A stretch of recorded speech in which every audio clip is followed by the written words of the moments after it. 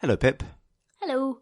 So it turns out that every 6 months we finally get around to recording our little Star Wars thing. The first one was in 2015, if you can believe it. Oh God, that's quite a long time ago. December 2015. And 6 months later, in June of 2016, we got around to doing the next one. Thank goodness we're not trusted to do more regular podcasts. Indeed, indeed. And now finally, 9 months after that, we have finally decided to sit down and record our third Star Wars recollection. Yes. By Philippa Warr. Oh. With some help by me, Chris Thurston. A lot of help. So, we've previously done episode 4. Yeah. A New Hope. Yeah. And episode 5. Attack of the Jedi or whatever it was. I was leaving that to see if you know. The Empire Strikes Back. Oh, sorry. I thought maybe I could work okay, well, it you out can guess by the next process of elimination. So what are we talking about today? Return of the Jedi. There you go. It must be. Has to be. The sequel to Attack of the Jedi. Yeah. So, before we begin. Yes. Well, let's establish where we're at. Where's space at? Okay. What's the, how does Empire Strikes Back end, and how does this dovetail into the beginning of I was not aware that this would be on the You didn't know there would be a test. Well, look, I'm trying really hard to recall the basics of film 3, and you're now asking me about 1 and 2, which I feel is a curveball. Well, it's a curveball to the extent that the ending of film 2 does establish some of the important details we need to know before we go into film 3. We know all of the important people. There are no new people, I think, in this current one. Sort of. There'll be some new people, but not... Okay, so there will be some new people in episode... But you're right that nobody's super important. Right, good. Really, so, ish. Because we know that Luke is there, because he's been in it since the start. He's in the film, yes. Well, no, I'm just running through. Okay, yeah. In case people haven't seen it. Like me. Until quite recently. So he's there. Han Solo is also there. Is he? Well, I mean, he's in the film. I know this. Okay. He must I be. know that you've permitted yourself a single written note. Oh. For this. Oh, yes, but that's experience. not relevant yet. Okay. But I know that single written note is just the phrase Han Solo. Do you want me to explain this? Not yet. Oh. Explain it when you were going to explain it.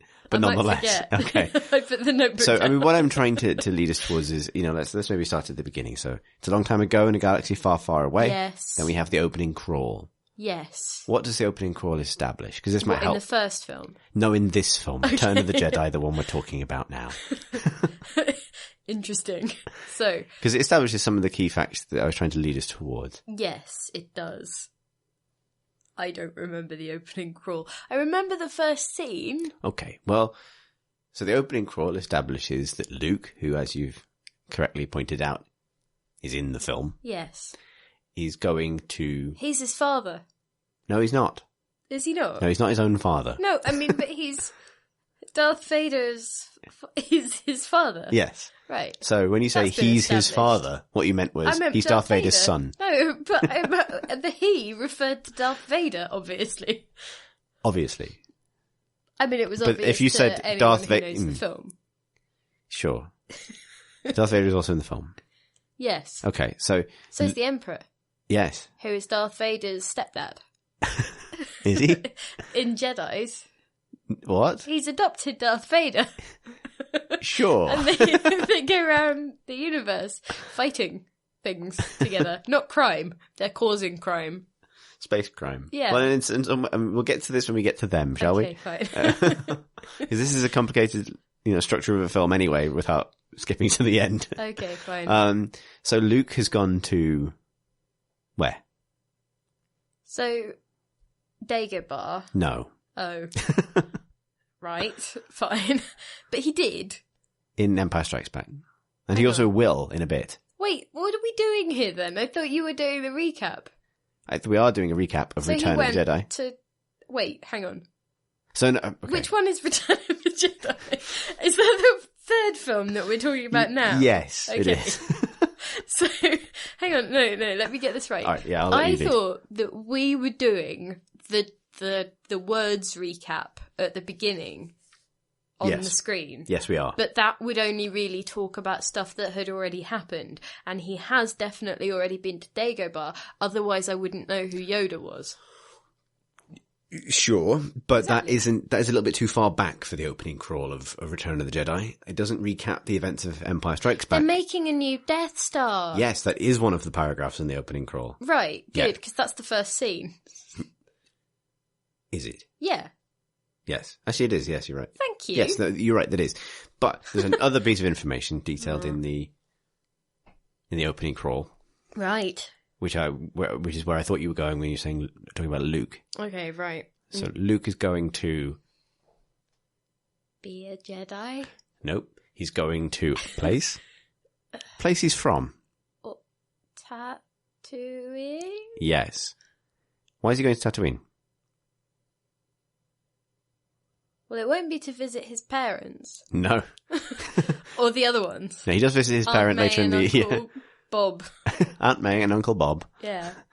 They're dead. Yeah. That's sad. He's going... He's going to Jabba's palace. Yep. The vile gangster Jabba the Hutt. Yes. Hmm. Right, good. Why is he going there?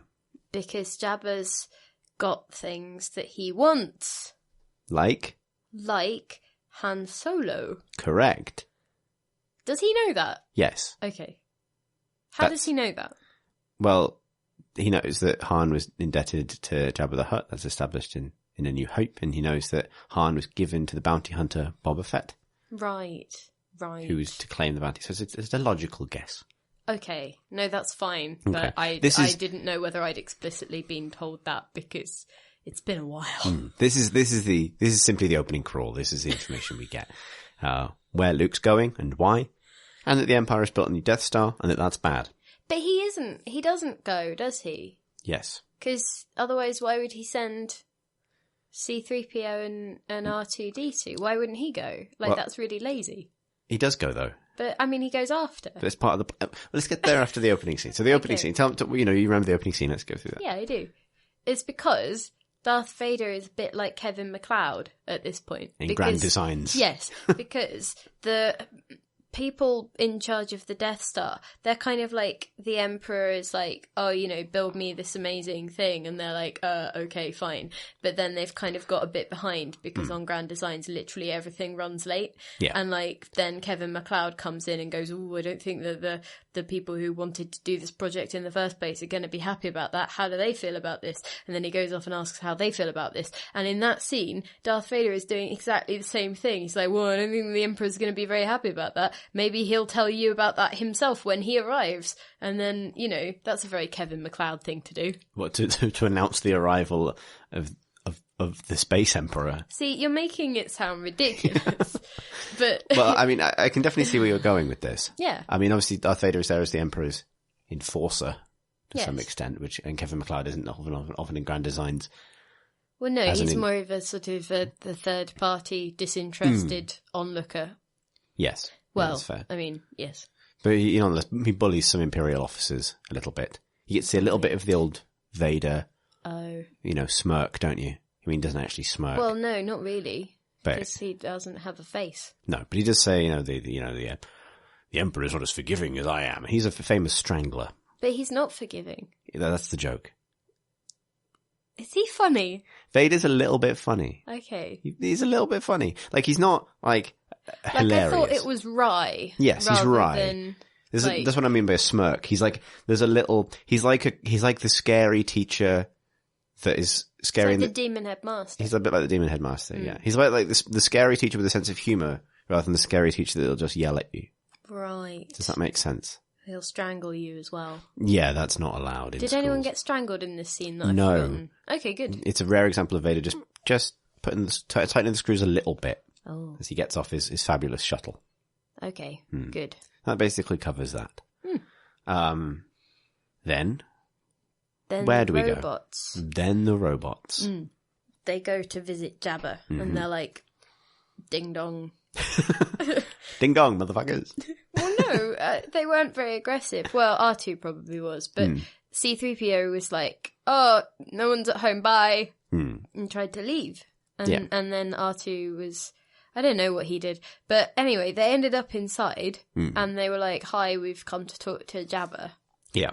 And then they go and talk to Jabba, and that's broadly what happens. What's the nature of their message for Jabba? Their message is, Luke has sent one of those, like, 3D answer phone messages to him to be like, hello, what? Is that how Luke sounds? Well, it's my impression of an answer phone message. Okay, right. Shut up. So, hang on, like, I don't think I could do an impression of Luke Skywalker. No, I don't think I could either. No, exactly. So, hello, I'm Luke Skywalker, and you should release, the Han Solo to the droids, 'cause I'm a Jedi now. Bye. Pretty much. Yeah. What does he say that surprises 3PO? Take these droids as, like, collateral. Yeah, basically. As a peace offering. Yeah. And C-3PO is like, oh, I did not see that coming. Master Luke, blah, blah, blah. Yeah. Betrayed us, something nonsense. So what happens to the droids then? They get ushered off into a droid torture factory. Yeah. And they each get new jobs. And one of them's having his feet tickled. That's torture. But, like, why do they have pain receptors? Don't know. Like, why would you build a droid that gets hurt if its feet get, like, warm? I mean, that's an excellent question. Star Wars never really, like, fully clarifies why droids are the way they are. They're not really just robots. They're kind of like people, but people with a lot of robot-like functions when the plot requires them to be robots. They're kind of weird. They're kind of, they're more like the creatures in some ways than, like, you know, they're more like just another lot of Jim Henson Muppets to some degree. Yeah. You know? They're cartoonish rather than realistic robots. Indeed. And that's why they can be dangled upside down and scream when they get their feet tickled. Aww. Okay. So that happens, and then hang on. Okay, so I have a bone to pick about this. Okay. Because I think it's around this point when C-3PO is like, oh, I speak 6 million languages. He says that a lot. Right. But him actually doing one of those languages, at least in the early part of this bit, is like, oh, I am C-3PO, and this is R2-D2, and it's like, that's just British people abroad doing like a loud, slow voice of English, and that's not speaking a different language, that's just being casually, like, imperialistic and, like, Je would like the bill, please. Yeah, exactly, like, hello, monsieur. You know, I think that C-3PO might be rather overstating his linguistic capacity at this point, and also perhaps a jerk. So he's speaking Huttese at that point, I believe. And like a lot of Star Wars languages, all Star Wars languages are either so unintelligible that you struggle to believe that they were languages, like Chewie's bellowing that people understand, right, or R2's beeps, which are both kind of, how are you getting phonemes there? Yeah. Or, as you say, they are just English, but said all funny. That's with the singing as well. Yeah. Yes, indeed. Oh God, yeah. Like when they're just singing about, I don't know, whatever it is that they're, you know, like weasels or whatever it is. Yes, indeed. That's actually better than the CGI song and dance sequence that George Lucas inserted into this bit of the film. Like, is that lady supposed to be a blowfly? I don't know. But then, and the other lady gets put in the pit. So yes, that does happen.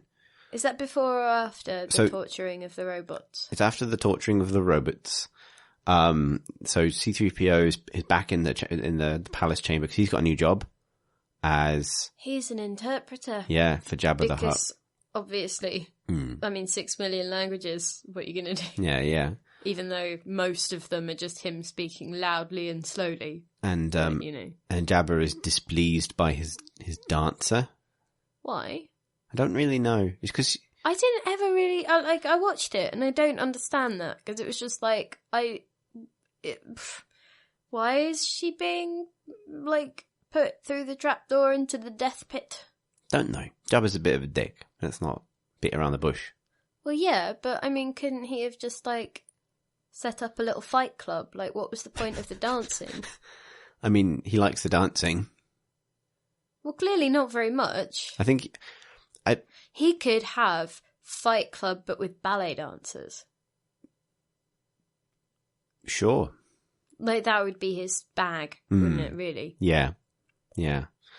So, after everyone's enjoyed watching him kill this poor woman for no reason that we can establish. Right. What happens next?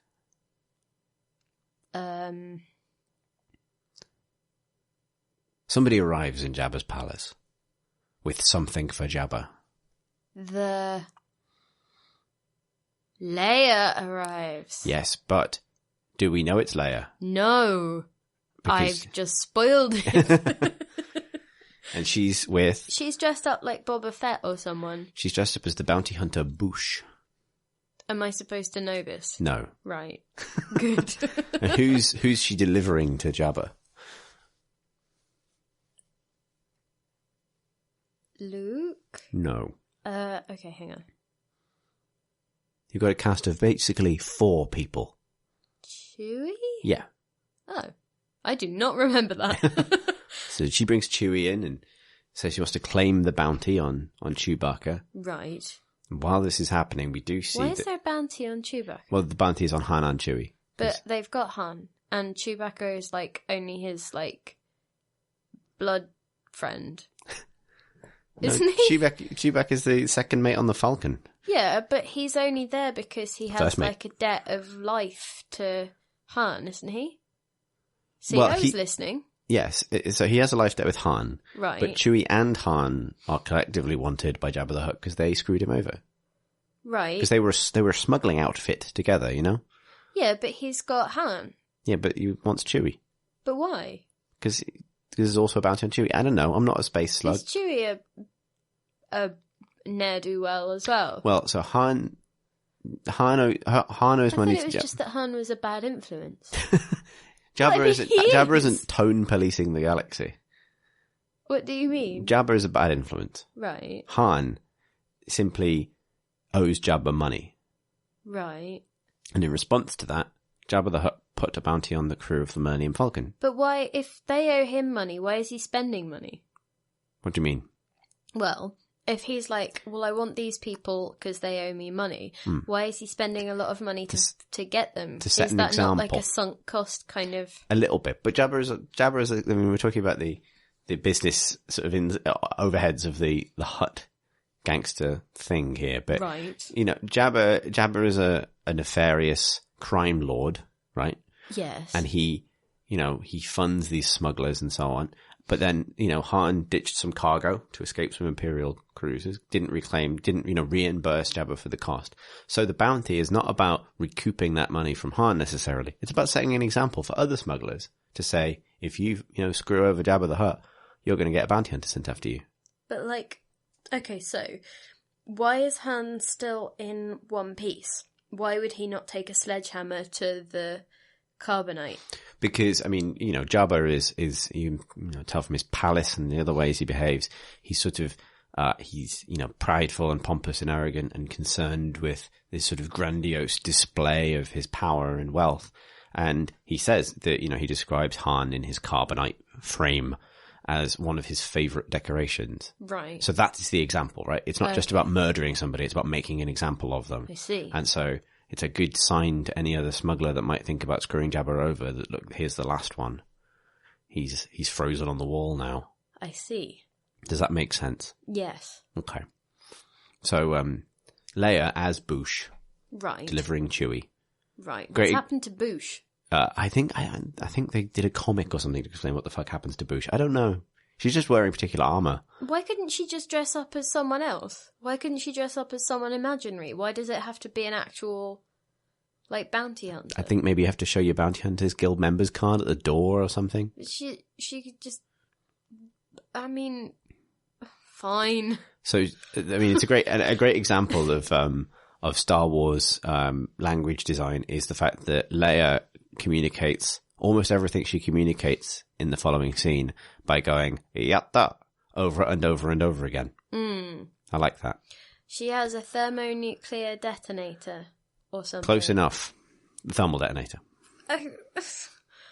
That was pretty good. That was close. Yeah. That was close. I mean, we all remember, or we don't remember, the previous episode of this recollection nonsense. I mean... No, that was good. That was good. This is on point. And she uses that thermal detonator... How? She doesn't. No, but why does she withdraw it? Oh, because she's getting a lot of money. Yeah. Kind of strong arms Jabba in his own palace. But why? Because it's a display of moxie. It impresses Jabba. But she's not there to impress him. She's there to get Han back. Surely you'd just hand over Chewie for as much as he's willing to part with and then just get on with it. Like, not risk it all and pretend that you're going to blow stuff up when you're not. Well, I think the key here is the kind of what happens next. So this display of moxie impresses Jabba and even gets her a curt little nod from Boba Fett. To the extent that Jabba's like, I like you. You've got balls. Come party at my house, which is here. He doesn't say any of that. No, but that is the in its essence You're getting what that happens. from a nod that happens from someone else. No, that is essentially what happens though. You know, rather than take your money and be on your way, which Leia doesn't want, what Leia wants is to be in the palace that evening. Right? But like, why is anyone else there? She could just hang out. Like, I mean, it's not like any of those other people. I don't understand the decorum of being invited to Jabba's house party. Like, what about that little prick? Salacious Crumb.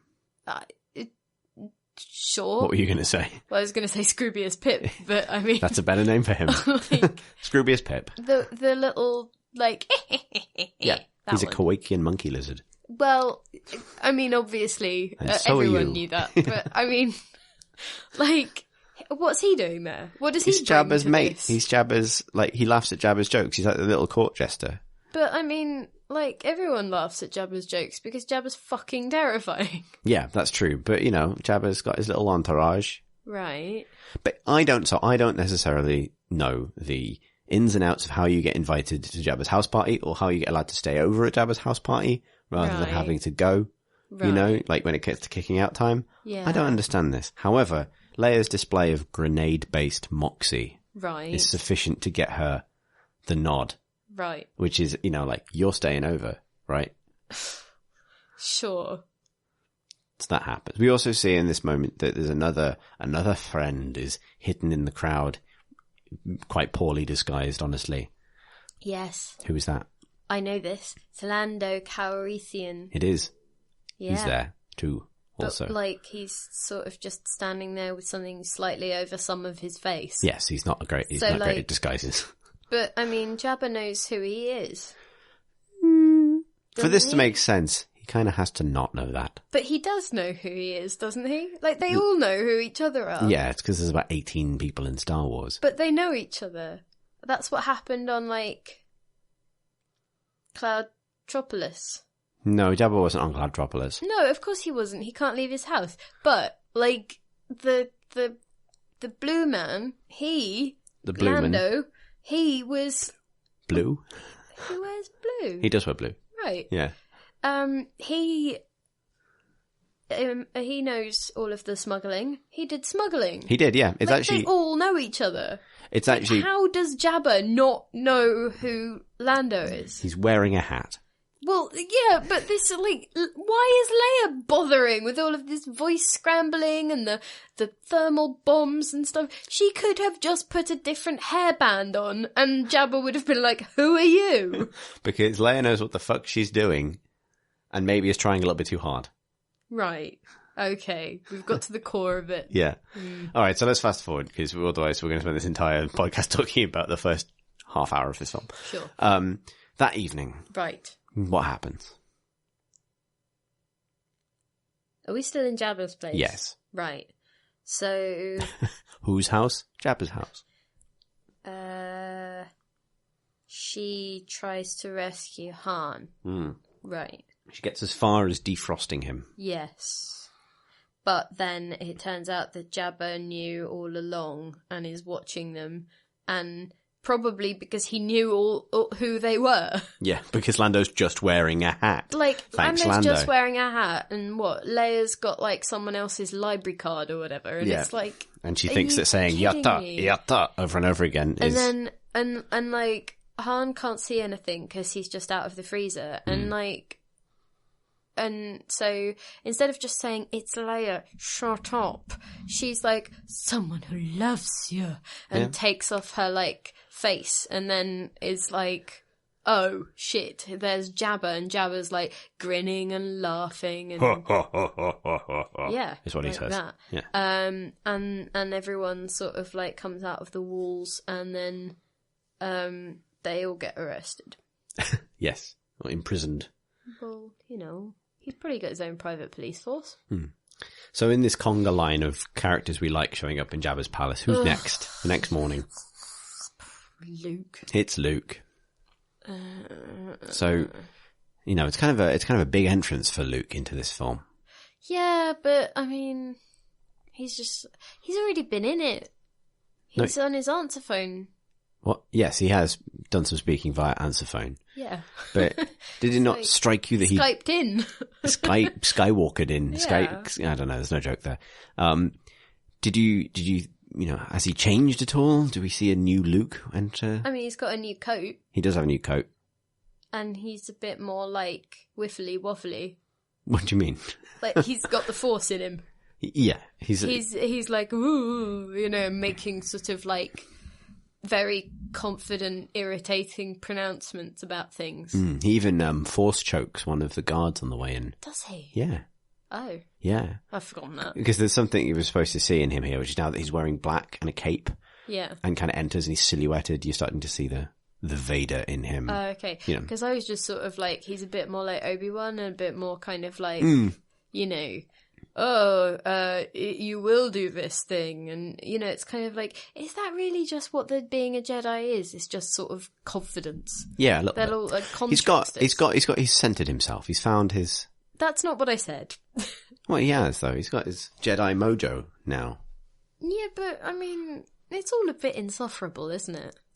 Well, I mean, if you had been kidnapped by a big slug and made to wear a bikini, which is what Leia is now having to wear. You'd be glad if your insufferable friend showed up to mind control people into freeing you. But hang on, why is this now suddenly from Leia's point of view? I'm saying that I, as a viewer, found, like, becoming a Jedi seems to involve an awful lot of just whiffly-waffly smugness. You're just probably sort right. of being like, well, I think you'll find. There's just the embodiment of that, but in a cloak. So you're objecting to the Jedi mind trick on the basis that it's a sort of like it's a bit smug. It's a bit mansplainy. What? No, it's just really smug. It's just really like, well, I know better, and I can like mind fuckery into like making you do this thing, and like into believing this thing, and then I'm going to wander off with your biscuits, and then you will have nothing for lunch, and enjoy that. That is the road to the dark side, though, Pip. I mean.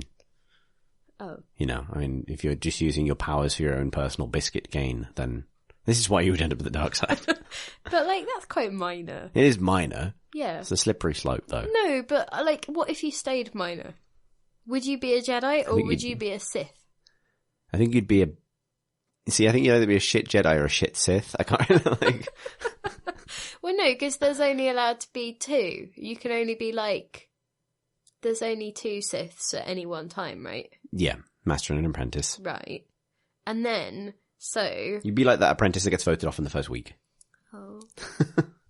But, like, you'd have biscuits. Yes, you would. You'd have that going for you. Yeah. So, like, I refuse to believe that they don't, like, use the Force for a little bit of, just sort of turning the TV on when you can't be bothered to get up, or, like... cup of tea from the other room, or, Yeah. They probably do. I mean, you don't see any... Sending out for loo roll if you're caught short, It's basically Amazon Prime, isn't it? In almost no way. Anyway, so Jabba, it turns out, is immune to Amazon Prime. Oh. We discover in the next bit.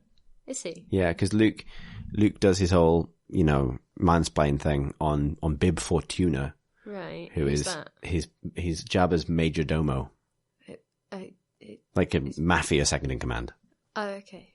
I thought it was like a builder of works. That's someone else. It's fine.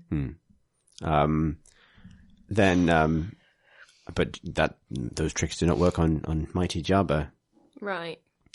So then what happens? He has to fight the thing, the lion. He has to fight a lion. Well, I mean, he has to fight whatever's in the pit. It might as well be a lion. It might as well be a lion. It's a rancor. Okay, but I mean... Yes, I mean, you're right. It could just be a lion. A big, bipedal Okay, fine. lion. Well, what's a rancor do then? It just grabs people and eats them. Well, I mean... Yes, you're right. That's exactly like a lion. So, what happens in the pit with the lion? Luke somehow manages to kill it. And Yes. then the zookeepers are sad. That's true, yeah. He crushes it with a big door. Yeah. That feels a bit shit. Better than being eaten by a lion. But, could he not have, made a wall between him and the lion so that the lion couldn't get to him? How? With his Jedi powers. Make a wall. Yeah. It's not the same set of powers as in the Lego movie. But, he can manipulate matter. Right? He can push and pull things, yeah. Exactly. So why couldn't he push and pull the sand into being a wall? Because he's not that powerful. Right. There's a sort of, you raise a good point. There's a sense of the limitations of a Jedi in the original films that maybe in the subsequent movies has been a bit abandoned. Well, actually, almost all of the films have stuck to that kind of thing. The prequels are the ones that have gone, you can just chuck shit around and there's no consequences. Like in the original movies, force powers tends to be like shoving someone a bit or throwing a rock. Okay, or retrieving a lightsaber. Well, he shoves a rock He at does, the rancor, probably. Yeah. He throws a rock at the door control panel. Sure. Then there you go. I think he even actually throws it overhand. He doesn't even bother using the force. He just lobs it. I mean, sure. Yeah. Great. Crushes him with the door. Not great for the rancor. No. Or the zookeepers. No, that's terrible Or for them. Jabba. No, but Jabba's got other plans. Jabba has, probably. Yeah, what are those other plans?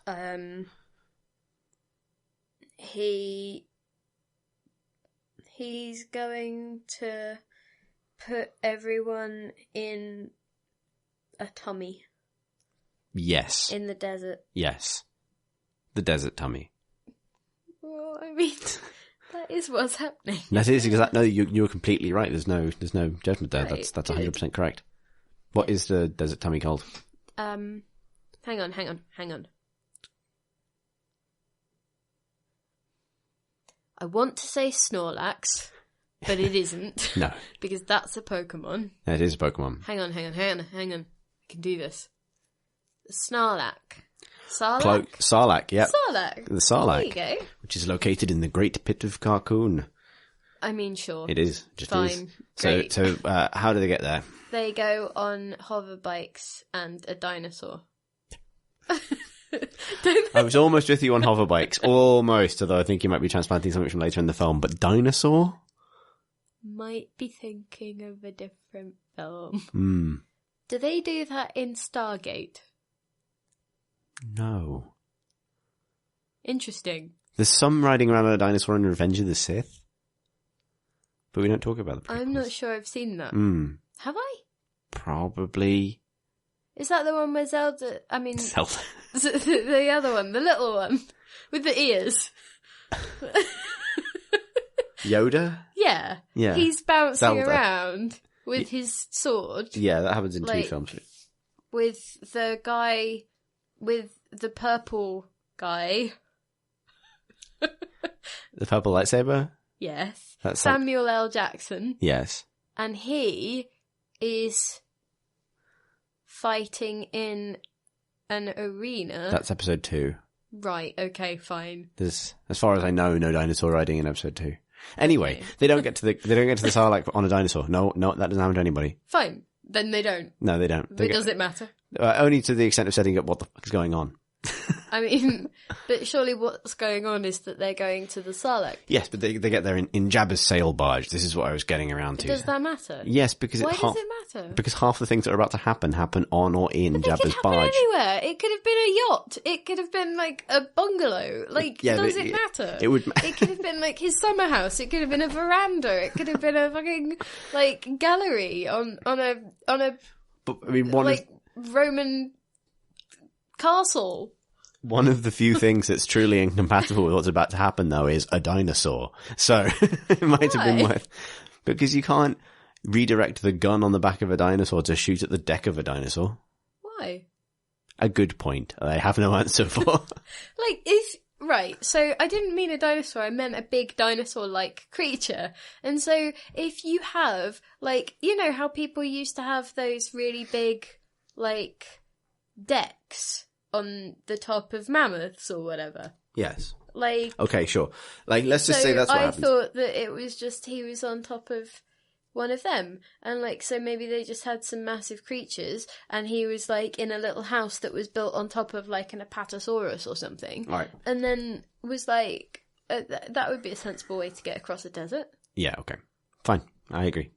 Good. Jabba's house party goes on the move. Right. Atop the back of a dinosaur to visit the Snorlax. You make it sound so ridiculous. I'm nearly there. You are, right. You're so close. And how does this unfold? They don't get... Right, I have a question about this. Okay. Because Jabba is like, you'll rot inside the Snorlax for 1,000,000 billion years. You know? But like... 1, ha, ha, ha. 2, ha, ha, ha. All the way to 1,000 years. Right, but humans and... Are they humans? No, they're dancers. Oh, go on, so sorry. Old. So how many years would Luke live usually? Kind of unclear. Again, it's one of those things that sounds good when someone says it, but the more you think about it, the less sense it makes. But it's like, so he's not going to live and die and be like ripped apart by stomach acid for 1,000 years, is he? He's gonna maybe last as long as, like, I don't know, a day because digestion, or he'll just last as long as his natural lifespan if he finds things to do in there.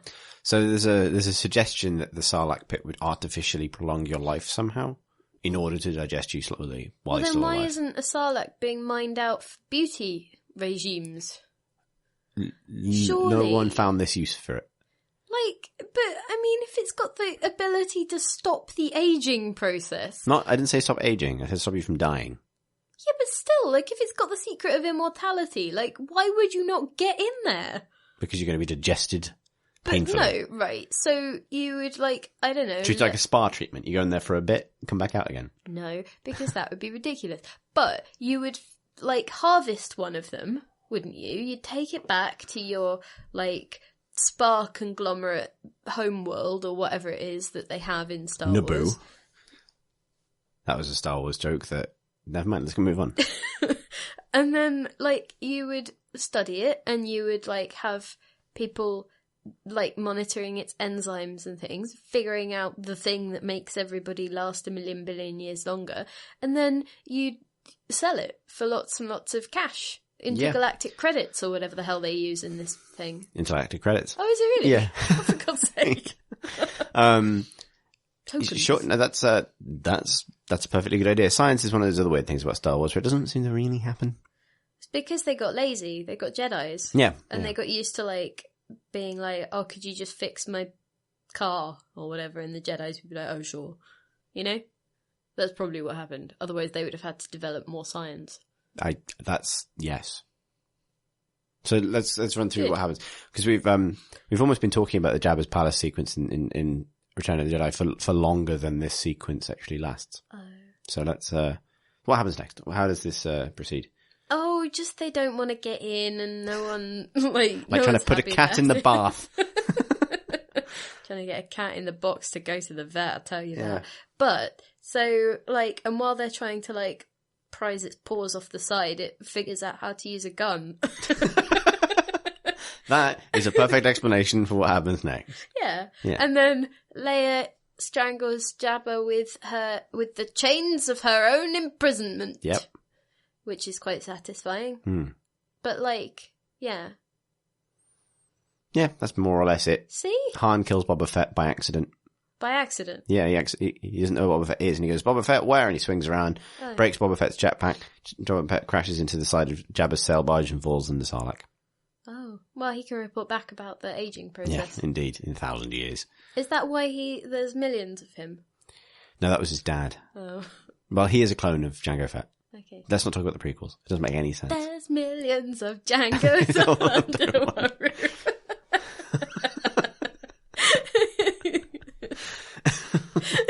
What? That was good. That was good. It's just, it's just a better film. Just that was a better film than Attack of the Clones. Oh, good. Anyway, but someone should dub that onto the bit where the clones show up at the end of Attack of the Clones. So they leave. Yeah, pretty much. Probably. You see, Luke's got a new lightsaber. It's green. The R2-D2 is a drinks cabinet. Yes. I remember that.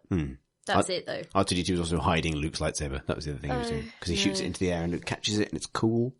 Okay, I'll take your word. Yeah, I mean, we can, there's a big battle. Right. There's a scrap. So this is what I kind of feel like the film kind of ends at for me. Yeah, even though this is actually just the opening. But that's a good length for a film. And there was a lot of they set up the premise and then there was a twist and then there was a rescue and then everyone was happy. And that's the end of the film. Cool. So I'm happy with that as the length of a film. But then it just went on and on and on. It just, oh god, there's so much film. There's a lot of it. Shorter than Empire Strikes Back though. But, I mean, come on. You feel this way about all films, though? Yeah, that's why I like episodes of television and things. They could have definitely chopped this into at least 3. So next episode of this episode is... Right. The Millennium Falcon goes one way and Luke in his X-Wing goes the other way. Right. Yeah. Good. Where does Luke go?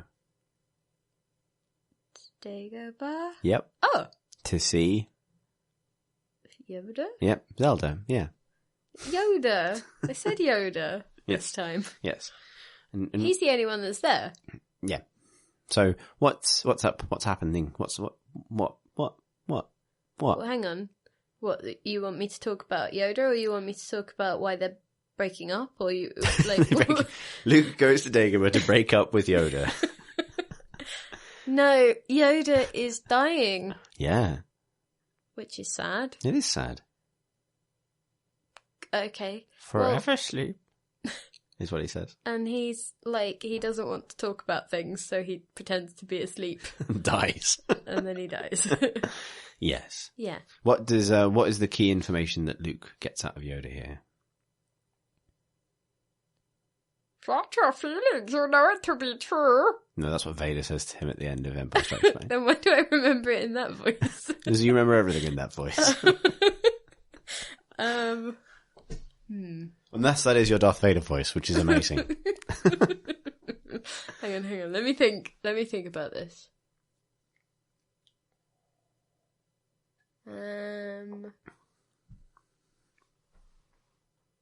Force is complicated. Whatever. There is another. That's the thing. Was that the right voice? I think it's Obi-Wan who tells him that, but never mind. Yoda also confirms that, yeah, Vader's Luke's father. You got off with your sister. There's a lot of revelations. It's a lot for Luke to take in. The thing he really wants to know is Vader my father? Oh, okay, yes, he is. And Yoda's like, totes.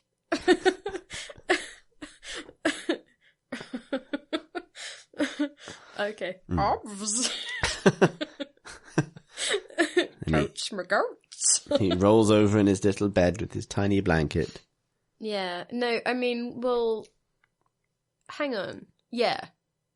Well, I mean, he is. Yes. Why did he have to go and ask Yoda? Could he not just, like, do the 4 lie detectors? What? Like, literally every answer to any question anyone has is, like, search your feelings or search the Force or do a thing, you know? Like, no one really just says yeah. So, like, has he not learnt this? But it's not about, you know... The answer is always, look inside yourself. Meh, meh, meh, meh, meh, meh. That's you know? true. You're not wrong. But, it's, Like, you know, so that's Luke's feelings are awful... conflicted, you know? Vader has told him this thing. He doesn't know if he's being lied to or not. His feelings are hard to pass. Right. He believes Vader. He does, because he says, Father, at the end of Empire Strikes Back. But he wants to hear it from Yoda. He also wants to know why Obi-Wan lied to him, which is a fair question. Right. You know? He's got some bones to pick. Oh, yeah. With the fucking Grandad crew. But they're all, like, carking it, aren't they? They are carking it left, right and centre. Yeah. Yeah. But then they're not gone, which is really annoying. They show it's up, just like, yeah. oh, come on. Obi-Wan does the kind of like, I don't think I really was lying if you think about it. Oh, shit. And he's remarkably, like, solid for a Force ghost. He does, yeah. He full on sits on a fucking log. He sits on a log, dislodges some things. It's just like, really? It's almost as if Alec Guinness was really there. Like, could they not have just, like, dubbed him in afterwards? Visually dubbed him in. Or whatever. Dubbed him in? No, dubbed him. Yes, probably. Yes. Rotoscoped him on. Yeah, that would have been good. Mm. Or just drawn him. Yeah. I suppose that's... Anyway, so... Yes. So essentially, Luke has now ended up very far away from everybody else while confirming something that he'd already confirmed in the previous film. Also, that feels like another Skywalker. But, like, you could definitely have edited this down a bit. Yeah, but you wouldn't get to see Yoda. Dying. Yeah. You could have just assumed he was still alive. That's not story development. But what does it do? What does the story development do? Tells you some new facts. Oh, like what? Like, I mean, all the things we just discussed. But they could have got them from somewhere else. Like, I don't understand why Yoda had to be involved. Because everyone loves Yoda. But he's dying. Everyone wants to be there for that. But, I mean... He's surrounded by his loved ones. You and me. All the kids at home. Okay. Fine. So Luke leaves Dagobah with this new information. Yes. Heads to the Rebel fleet. Okay. Just in time for... I don't know. Tea? Close. Biscuits? Closer. So, if you take the first letter... Really? If you take the first letter of the word biscuits... Buh? Yes. And combine it... I don't know what I was expecting. Combine it with the key vowel sound in the phrase tea. B? And then add an R. Beer? No, add an R between the B and the thing. Brie? Yeah? Breevels?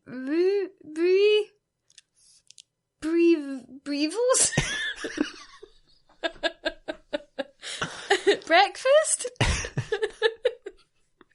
hang on, wait. So, what might happen in a rebel fleet?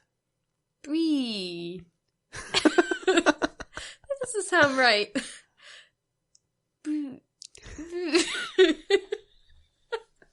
What? There's a meeting. Yes, what's a meeting called before you do a mission? Oh, a briefing. Yeah. Okay. I thought that was like a cheese party or something. The fondue party. Oh no, because you said brie so many times. Oh no, I said brie so many times. Yeah. Just started thinking about cheese. To be honest. Cheese and I should have seen that. I thought maybe there was like a wine tasting as well. So what are they planning at the wine tasting? Well, they are planning some kind of an invasion. It always is, isn't it? Some kind of mission. There's a mission. Yeah. What would be the only other thing introduced in this film that might be the target of that mission? Death Star 2. Yeah. Totes. Yeah, exactly. Right. Death Star 2. The Death Starring. Yeah, exactly. Two Death, 2 Star. Right, good. Sure. Yeah. So, what's the plan, Stan? The plan. So, right. The plan is really stupid because it basically involves sending Luke to Darth Vader and not really thinking anything through. That's not really the plan. Luke kind of makes that fuck up himself, to be honest. Okay, well, it's somehow involved in the plan because otherwise it wouldn't have happened. That's true. Right. But the plan itself is... So there's the Death Star, right? Yes. Yeah. It's not finished yet. Right. So if they attack... Good. It's good. Yeah. Right. But the Imperial fleet, it's not there, is it? Right? Because the rebels have distracted them. But why isn't the Imperial fleet there? What are they doing? How are they building the Death Star? Well, they don't need to... Obviously, there are people there building the Death Star, but the warships of the Empire have been distracted by the rebellion in an unrelated action near Sullust. Oh. I'm just covering off some details. Am I supposed to know this? It's mentioned, but you're not supposed to remember it. Oh. So, they can attack from space, but there's a problem. Why wouldn't an attack from space work? Because they're not in space. What? Whoa. Hang on. There's actually an interesting theory that all of Star Wars space battles make more sense if you think they're underwater. Because sound travels and there's physics. Anyway. Oh, so it doesn't make actual more sense. No, it makes about as much sense. Yeah, nonsense. Yes, that thing you said I can't say. Okay, there's a reason why they can't just throw all the spaceships at the Death Star and hope for the best. Because the scaffolding gets in the way? Pretty much. What would big invisible scaffolding be called in a sci-fi thing? A force field. Yeah. Okay. There's a shield. Oh. Well, you can't just say, yes, a force field, a shield. I'm just trying to get us there, Pip. I'm rowing as hard as I can. Where is the force for shield coming from? Around the star, the Death Star. It is around the Death Star, but where is it coming from? Darth Vader? No. The Death Star? No. The forest moon of Endor. Correct. A shield installation upon the forest moon of Endor. They say that a lot. They do say the forest moon of Endor a lot. Like, why can't they just call it Endor? Because Endor is the gas giant. Endors. Yeah, Endor's the gas giant that the moon surrounds. Oh, so it's a moon of Endor rather than the forest moon of Endor. Yes, it's not like the beautiful town of Swansea. Yeah, it's like no, it is a forest moon of Endor. So it's not Endor. They're not on Endor. No, they're on the Sanctuary Moon. Oh, well, that changes everything. No, it changes not much, but I'm 90% sure that's the case. Am I wrong about that? Well, because Yavin, right, in the first film, where the rebel base is, sure, that's a moon orbiting a gas giant, and I'm pretty sure this setup is the same. I've always thought of it that way. Well, hang on, what's Yavin the moon of then? It's called Yavin 4 because it's the fourth moon of Yavin. Well, that doesn't really help us, does it? Maybe I'm wrong about this. Because maybe the moon of Endor is called Endor. Something, Endor. Yeah, and that's what End 4. The BN, the be all and Endor. I don't know. I always assumed that Endor was a forested moon of a gas giant, but maybe I'm completely wrong. It's not entirely clear. What happens when the gas giant of Endor goes swimming and is pleased about it? I don't know. It puts on its endorphins. I need to workshop that. Oh shit. Let's stop this podcast. No, so this requires a two-pronged approach. Right. Right? It needs... Probably. Yeah, it needs the space battles. Why? To destroy the Death Star. But the fleet's not there. But you still need spaceships to destroy the Death Star. But they didn't before, they only needed one. But the Death Star's still got defences. You still need to attack it. Right. You might as well not take any chances. Also, it's a lot bigger than the last Death Star. Oh. And also, they've patched up those weaknesses a little bit. Okay. They haven't, put the blow-up hole in it again. Did they know that was what it was? Did they have to do, a black box recording of the Death Star to figure out, how it got blown up? I guess they must have done some sort of post-mortem on it. Although, Rogue One suggests that's something we need to do. Surely this one would have needed to have been started building before the other one got finished. You've entered one of the most pedantic debates in the history of Star Wars fandom, Pip. How do I leave? Just move on to the next thing. Okay. Yes. So, there's a second team is required. Yeah. To attack the forest moon Oh, and destroy the shield generator. right. Right? Okay. Who's in charge of this team?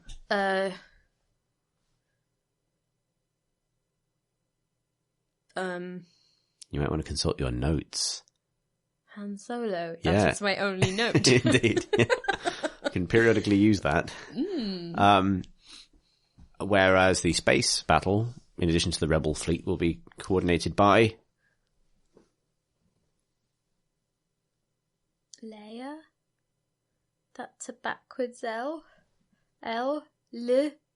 Leia. Luke! I forgot how many L's there were. Lando? Lando! Okay, fine. Why would they send him into space? His name is Lando. Oh, God. You're right. You're right. It doesn't make any sense. But joining Han on the ground team Yeah. is Well, it must be all of the rest of them then. pretty much. Okay, then great. Yep. But they won't take the Millennium Falcon. No. They gave the Millennium Falcon to... Lando. Yeah. Why?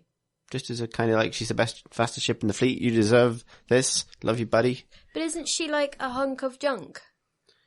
Not really. Is that not like a long-running thing? Is that essentially she's like a reliant Robin? She looks like a reliant Robin, Okay, but she's actually amazing. right. She's got the heart of a Maserati and the body of a Fiat Punto. And that's why I love that spaceship. Okay. Sure, let's go with that then. All right, fine. I think I see something myself in the Millennium. No. So yes. So oh god, this is going to be a long one. So Sorry. And then at the right at the end of the briefing, Luke shows up and joins in as well. Does he? Yes. Why? Because he's, it's spirit of adventure. The gang's back together. The three of them off on one last caper, etc., etc., etc. Sure. You've already covered off why this is a bad idea. So how are they going to get to the Sanctuary Moon? In a spaceship? Sure. Fine. But I mean, that's right, isn't it? Yeah, it's a stolen Imperial shuttle. Okay. Well, if you know all the answers, why aren't you doing the podcast? Because that's not the point. Yeah, okay. So I appreciate this is the point where you've traditionally fallen asleep in Return of the Jedi, but Well, I hadn't ever seen it until like late last year, no, and then we watched it earlier last. Anyway, it's fine. yeah, You've seen it a couple of times. Anyway. So they have to sneak in past the Imperial fleet, yeah, and as they're on the way through, yeah. Luke realizes that he's made a grave error, as you pointed out earlier. Well, it's like they can feel each other from far away. You often need to use pronouns. Well, I was. They. Proper nouns, then. Darth Vader and Luke can like feel each other's force from like a few miles away. Yep. That's or bad. further, who knows. So like when it's like the Princess and the Pea, really, isn't it? Like when one of them's trying to sneak under the mattress of the other one. Like happens in Princess and the Pea. They can feel it. The bit in that, Like, the he's bit in just Princess like- and the Pea where the Pea is like, Princess, I'm your father and I'm rolling around underneath your mattress. Well, why would it be rolling around? It's under a mattress. It's very much pinned in place. Anyway. Help, let me out. I'm your father, for heaven's sake. No, but like Luke is the Pea in this scenario. Okay. Luke is Thank the you sun. thank you for setting that up. Peas, the natural son of vegetables. But like, no, you see, it works. It's like a little bit of grit in the Force. He feels it. Yes, he does, yeah. Right? And then he's just like, well, I mean, there's an ambush about to happen because my son is on that ship and I can feel him. And Luke is like, my dad's on that ship and I can feel him. I did not think this through, but you're not letting me off, so I guess... You can't get off in space. Well, exactly. Well, you can, so but... they just sort of like stick with it. And I'm a bit like, well, why would you not just like put him in an escape pod at some point? You know, like why? Maybe the damage is already done. Better to have a Jedi on the ground than a Jedi in space. That's an old proverb. But like, what? It's not a great plan. In Luke's defense, he probably didn't know Vader was going to be there. Right. So if Luke hadn't gone on the ship, Mm-hmm. would Vader have still felt the Force P when Leia was there? An excellent point, and probably not, because Vader doesn't know Leia is his daughter. But she's still got the Force, right? Yeah, so there's a thing about this, which is sort of hard to unpack a bit, but let's go for it. So, the only way to make this make sense, which is true of a lot of Star Wars, is to say that while Force-sensitive people can sense other Force-sensitive people, and maybe get a sense of how powerful they are, that there's a difference between that and specifically sensing the Force signature of a specific person that you have an attachment to, or a bond with. And there's an argument that says that that sense of attachment gets stronger with the bond between those two people, which is why Vader and Obi-Wan can detect each other, but it takes a long time for Vader to pick up on Luke on the Death Star, for example. He doesn't really pick up on Luke until they're in the trench, and he's trying to shoot down Luke, and that's when he realizes that the Force is strong with him. Oh. So it feels like the Force can't tell you, that person is my son. Right. What it can tell you is that person's strong in the Force. But there's probably loads of people around. So one Force-sensitive person flying past is not going to register on Vader's sensor. Right. Because it's not going to say, that's my daughter. Okay. Just, that's a Force-sensitive person. But if when he finds that out and he discovers that, and maybe that bond increases. Because the other question is, why didn't he detect that Leia was his daughter all of the other times he's been near her, right? Yeah. And the only answer is, if he doesn't already have that information, then he can't intuit it simply using the Force. Right, but okay, fine. If you're gonna go that way, though, he's got a stronger Force ghost connection with whoever is that he's met a few times, right? Yeah. So presumably he would know if he was near the Emperor because they're friends, and then he would know if he was near Obi-Wan because they know each other, and he knows when he's near Luke. But surely he's met Leia loads because he had her prisoner on his ship. That's what I'm saying. So surely he would know who she was. He would feel out that Leia's signature Force was there. Yeah, a reasonable question that is never satisfactorily resolved, almost as if Luke and Leia being brother and sister was a tiny bit of an afterthought. Oh. Not really planned from the beginning, or else they wouldn't have snogged. Okay, I thought maybe just times were different back then. In the 70s. Well, no, but I thought that, plot holes and things maybe were a bit more okay. I think Star Wars generally is a bit more okay with plot holes than most things. In fact, I always believe that too many attempts to patch up Star Wars' plot holes kind of spoil it a little bit. It should have its wobbly bits, so to speak. Anyway. So Darth Vader's let them in. Yeah. I'll sort this nonsense. Also, the whole thing's a trap anyway, so. Oh. Spoilers. But, it wasn't at that point, was it? The Emperor will subsequently reveal, yeah. Oh. But did Vader know? Probably. But, Probably, yeah. no one mentions a trap until this point. That's really key to a good trap.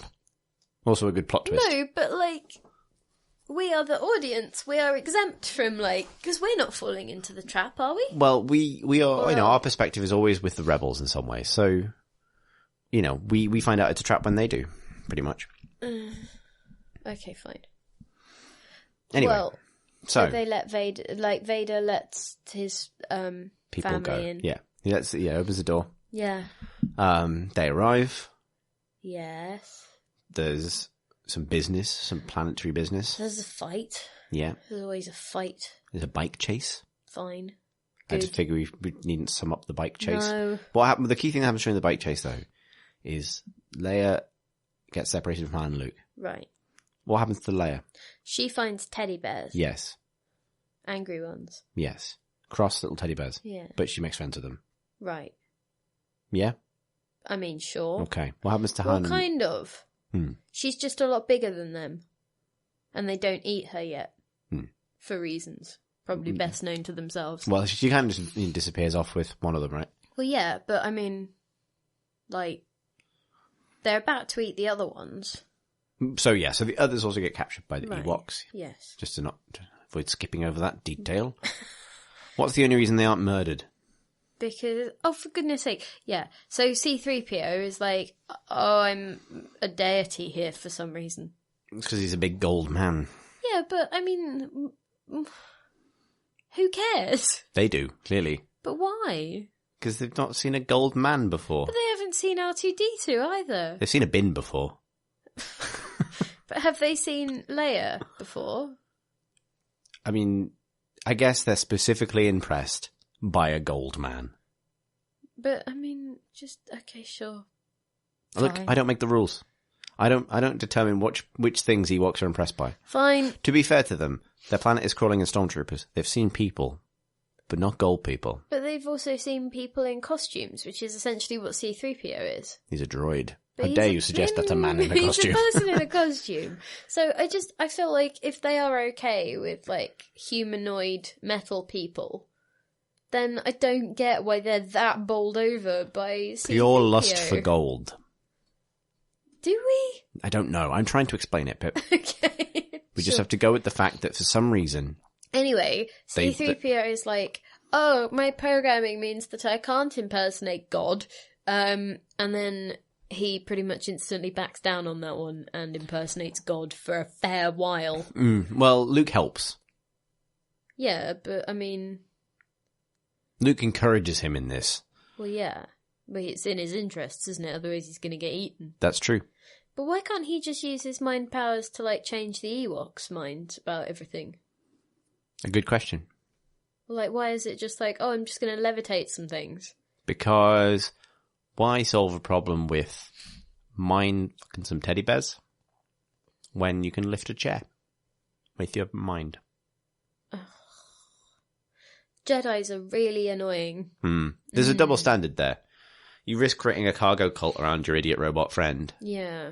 But that is maybe a toss-up with mind tricking some teddy bears. I don't know. What were the Ewoks supposed to be? Are they supposed to be teddies? So I think so. There's several drafts for Return of the Jedi, and they are bad, real bad. The original ending, when the ending of that film still took place on a planet called Had Abaddon, is fucking awful and involves almost every character in the films who's died coming back to life, revealing that they've not been dead. They've actually been in the underworld the entire time as a plot point that is hastily dropped. Is that why it's called Abaddon? Yeah, it's not subtle. That's George Lucas's original script, which thankfully was just written over and written over. I think at some point, the Ewoks were going to be Wookiees, like Chewie.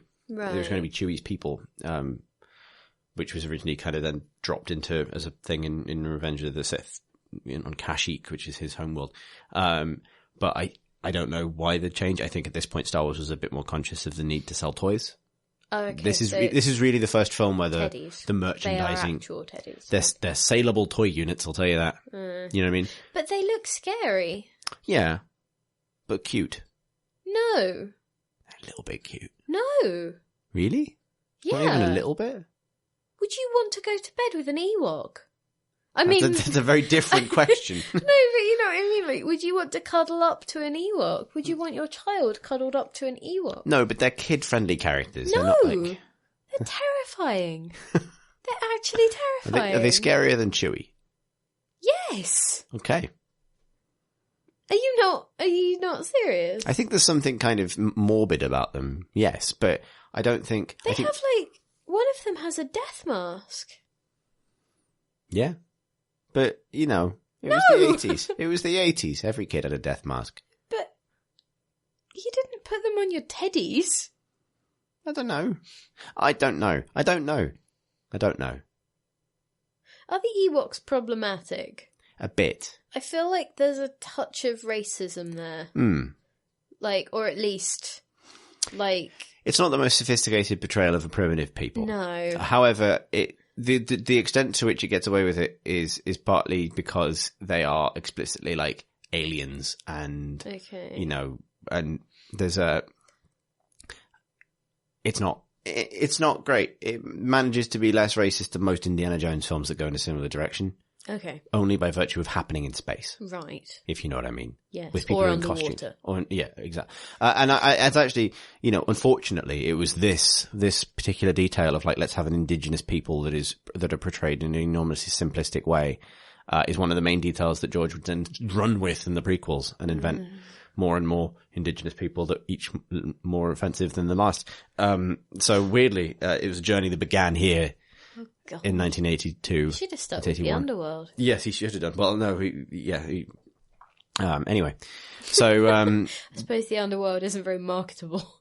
no. Well, and also that wouldn't have solved the problem of that particular impulse. Anyway, here we are. There's some Ewoks. Yes. Luke lifts a chair up.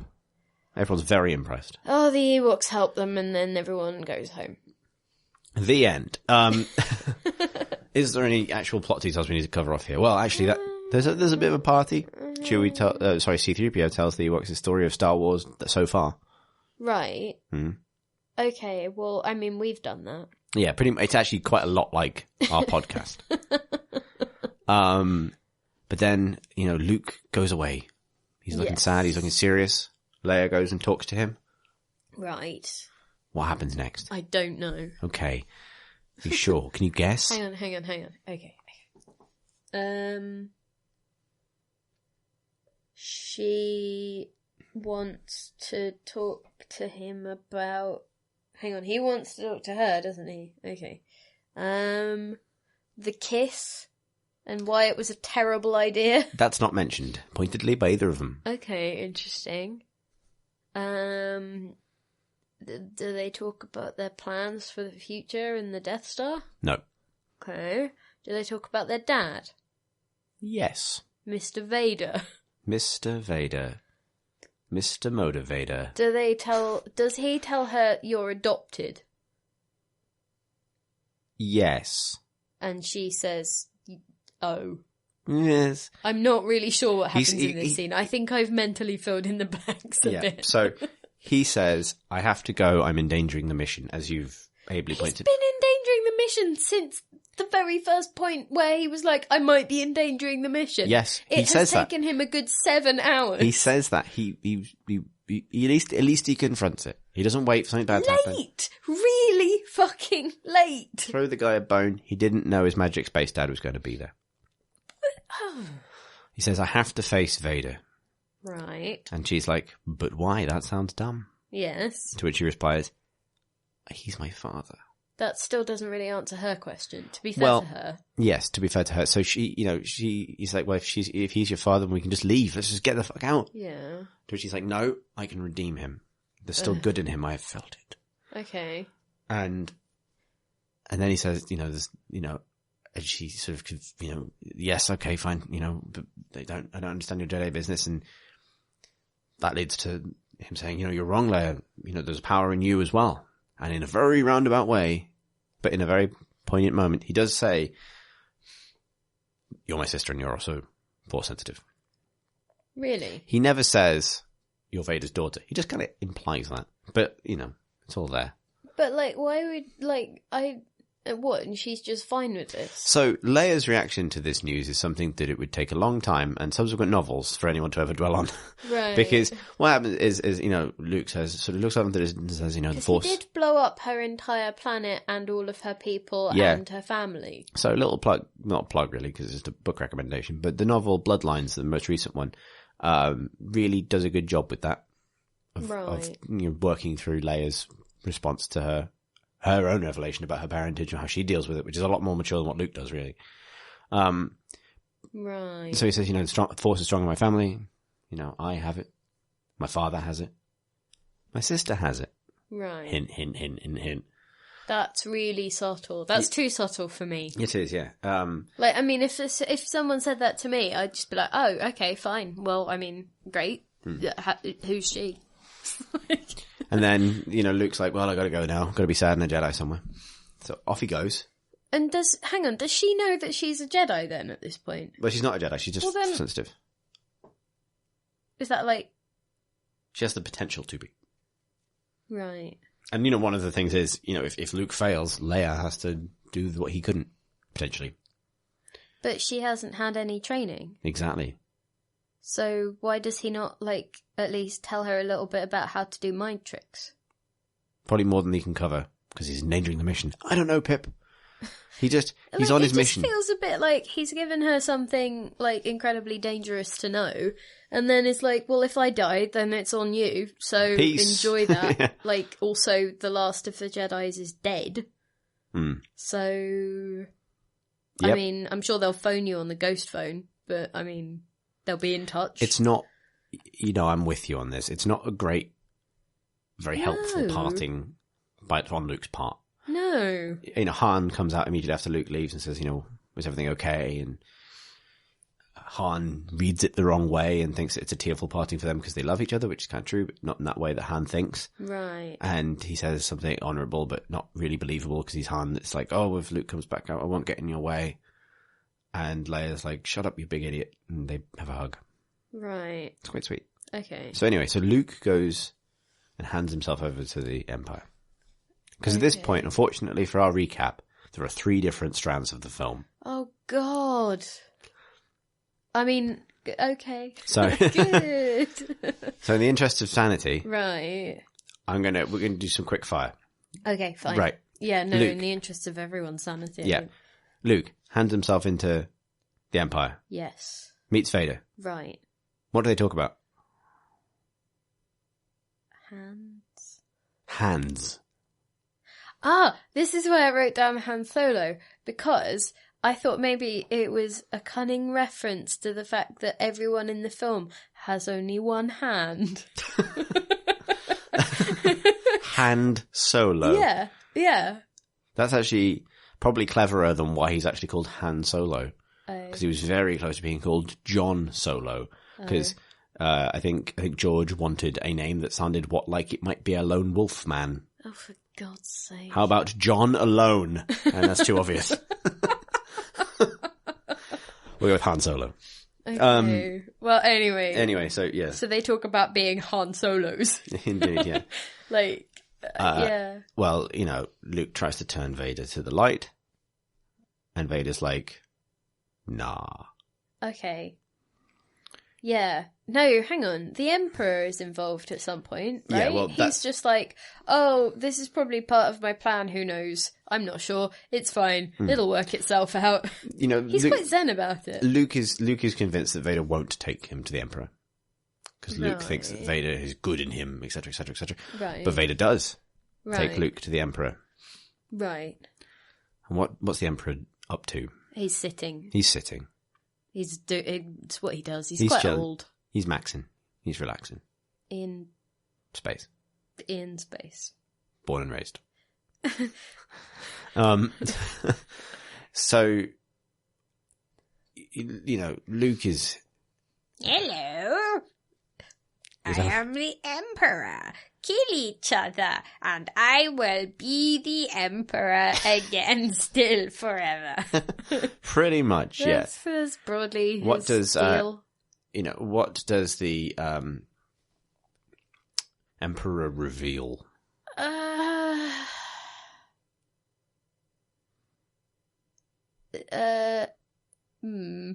on.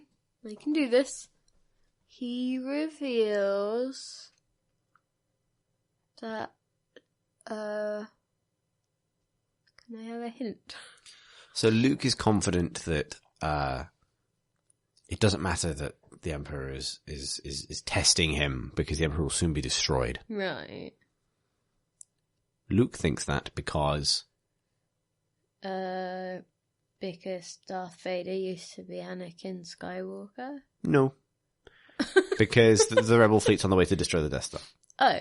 Right? Right. So they might all die on the Death Star. the Death Star? Yeah. Oh. I thought they were just I don't know, somewhere. The Emperor's condo. Well, why would he be on the Death Star? Surely he pays it a visit and then he goes back off to his, penthouse. He has a penthouse on the Death Star. Right, so... But it's not finished. But they finished the penthouse. Fine. Whatever. So, anyway, so the Emperor, retorts to Luke that... I have a Death Star. Pretty much. And I will blow the shit out of Endor. No. Forest moon of. No. The forest moon of Endor. No. There's a trap. I have a trap. Yes. It's a trap. Yeah, he's not the character that says that. It's a trap. That's Admiral Akbar. But the Emperor does indicate that This Death Star will be fully operational when your friends arrive. Well, I mean, surely they could just finish that bit of the Death Star. They did. If they finish the killing bit, they don't need the other bits yet. They could have just, like, done the penthouse after. They did both. So they have finished the Death Star. No, they haven't finished putting all the side panels on.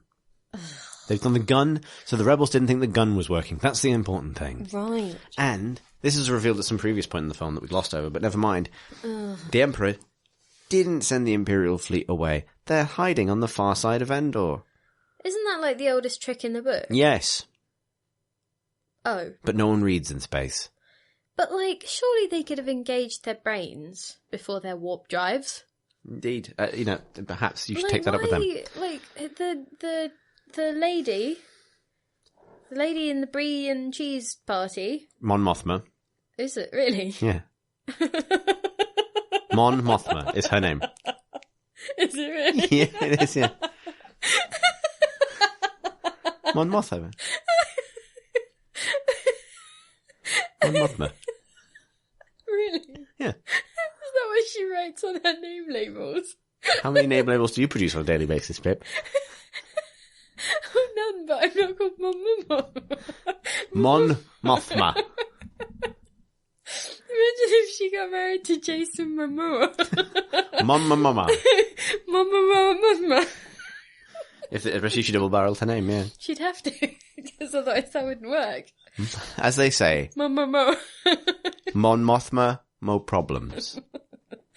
So anyway, like, but why wasn't she like, well, we've definitely ascertained that the fleet have gone to do this thing at this place.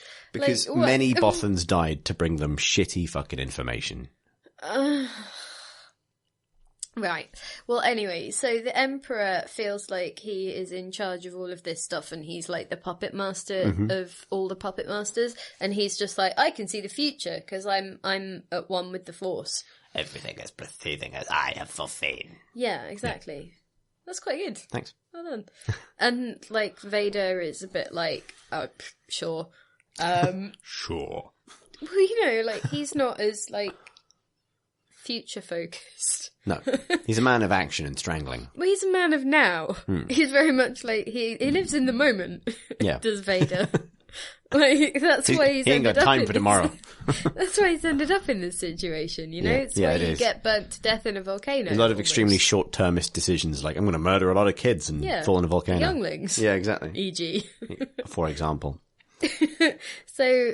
Like, yeah, he's not one of life's planners. No, that's why he's taken advantage of so thoroughly by the Emperor. But that's why the Emperor is a good team for him.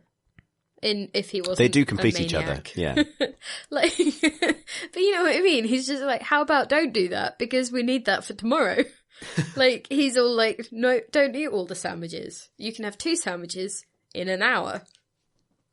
That's why, yes, I mean, you know, that's why in some ways... Poor impulse control. The Emperor has been an important influence on Darth Vader, but he also sees a lot of himself in his impetuous son. Hang on, which one? Luke is Darth Vader's son. Right. Yeah. No, I thought you meant the Emperor's son. No, I mean, you know, Darth Vader's loyalties are torn. Does Darth Vader have a dad? No. Oh. Because the prequels are dumb. Oh, okay. Anakin was born by Immaculate Conception. We don't talk about that. God. Does the Emperor have a son? No. Does the Emperor have a dad? Yes. What's his name?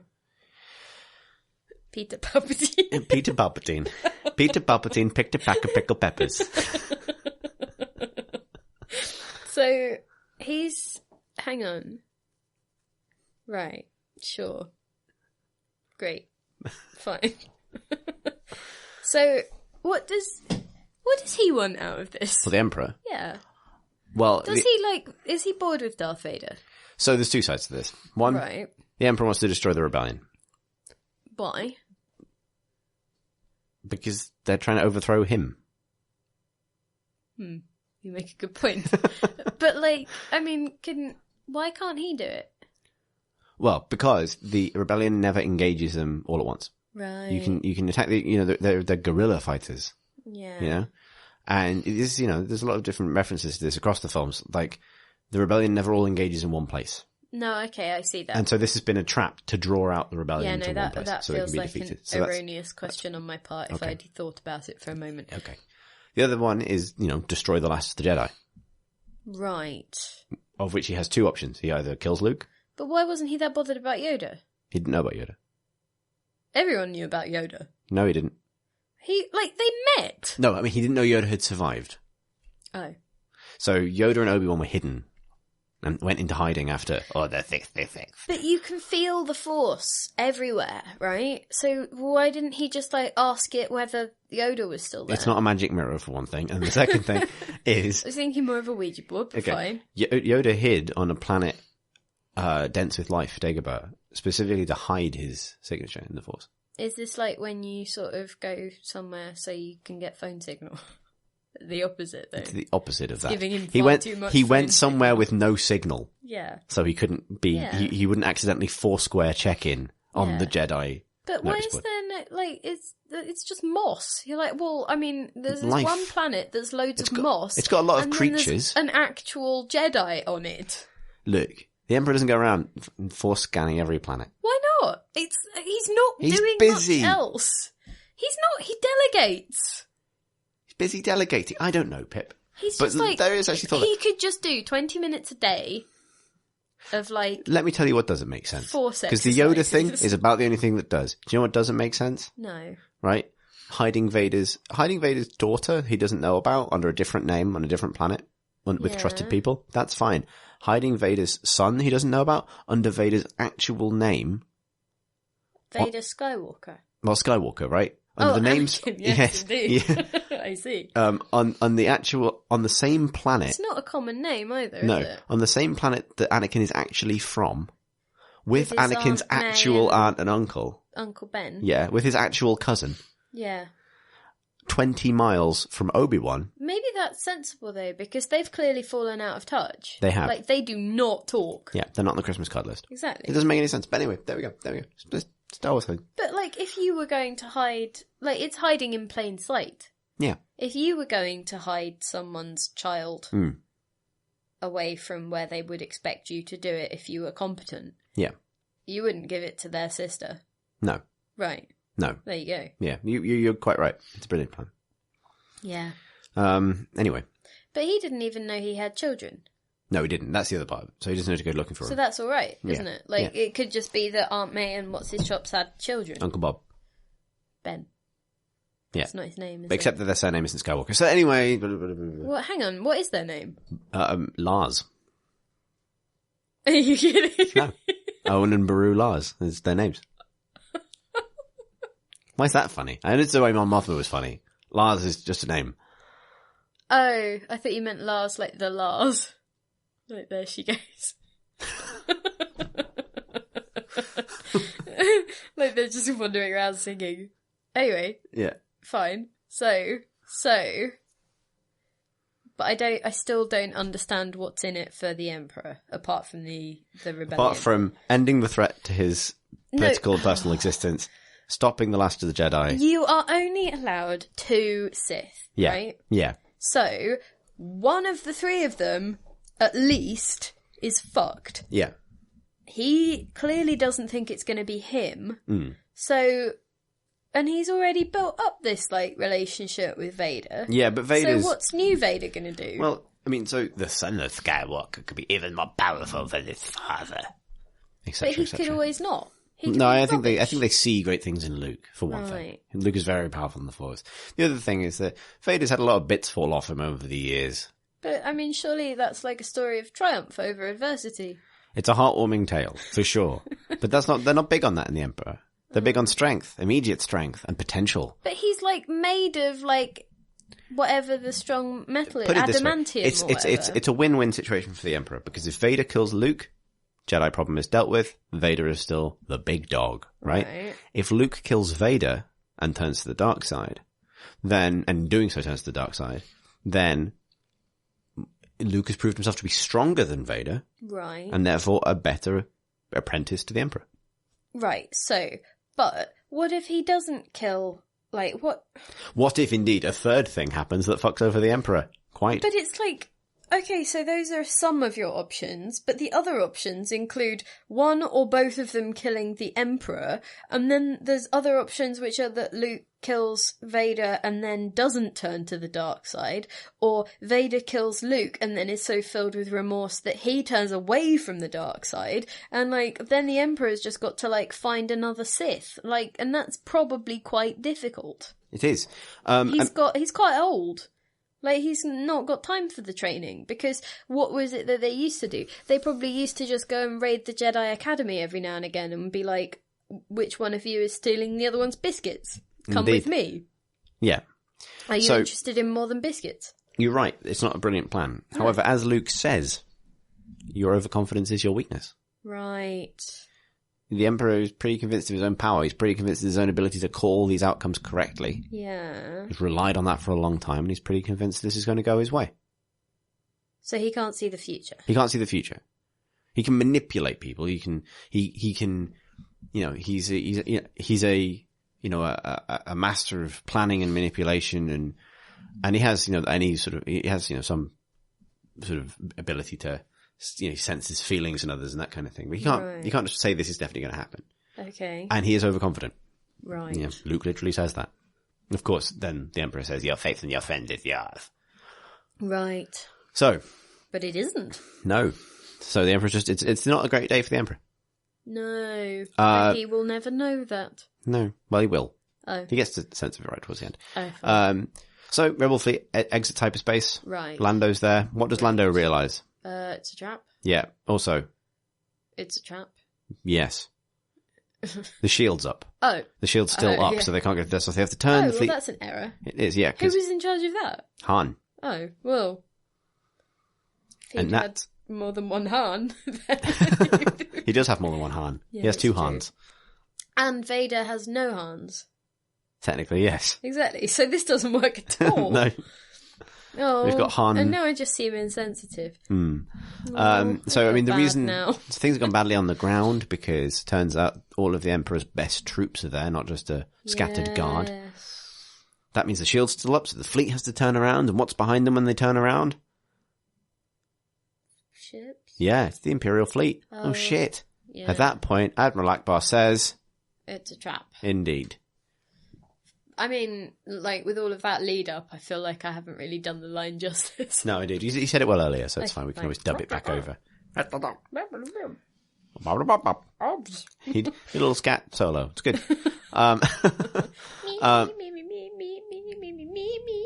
Yeah, indeed. That singer comes back from Jabba's palace for no reason. It's awful. Yep.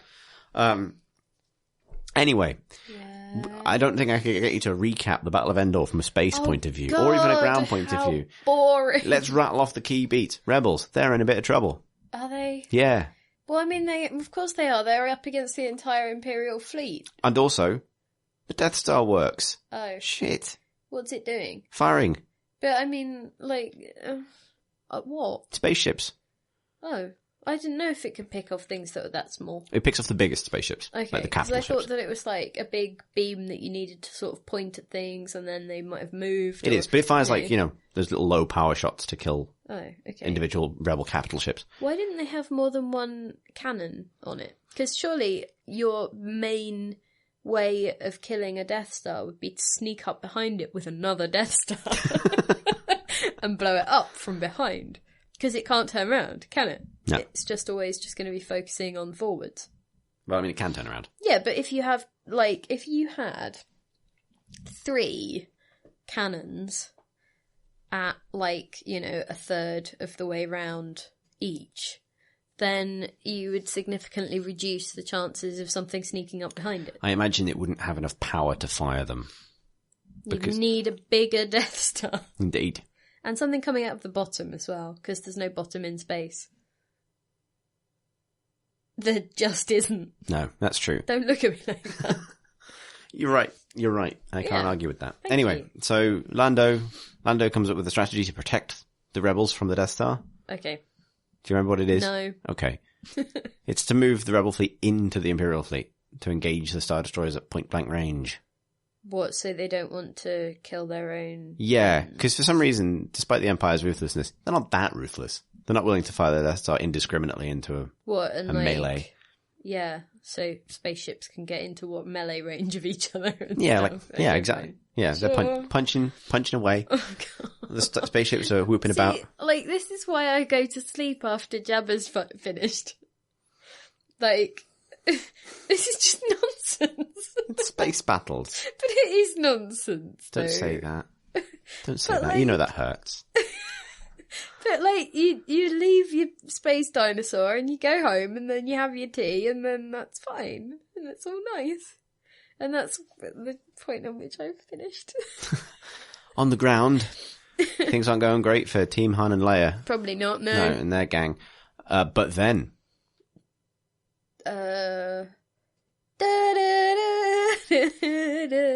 John Williams and the London Philharmonic Orchestra with Jurassic Park. An at. No, wait, they're on the other side. Yeah. Hmm. Literally limited cast of characters to choose from here. Who shows up to bail them out? God. Okay, let me think. Chewie? R2-D2? Bail Organa? Bail Organa. Jimmy Schmitz from the future comes back in time. Is that not a thing? No. Oh. He's also dead because he was on Alderaan. Okay, fine. Who else is there? C-3PO? Spears. Yeah. Spears. I'm miming, yes. Britney Spears. Britney Spears. And her orchestra of Bowling. bowling. No, that was a move it on. Okay. Forest Moon of Endor. Who lives there? Ewoks. Oh, they come on. Yes, they do. Come on. So, like, people can't obviously see this because this being an audio-only medium, but hopefully, like, people don't think that I'm just making up mad word associations because, like... I was doing some charades there. Yeah. Let's try and help you get to this. Like, it wasn't just me saying Britney Spears and her orchestra of bowling. No, Like, it's just... I was trying to mime Spears, and then I tried to mime so, and that turned into bowling. So, anyway, so the Ewoks show up, Yes. help save the day. Okay, good. Yeah. Perfect. So they throw things. It's fine. They throw things, they log traps, Yep. Good. little paragliders that are quite cute. Aw. Chewie and some Ewoks steal an AT-ST, which is the two-legged AT. Is it? Yeah. What? Why? What? Why isn't it not an app?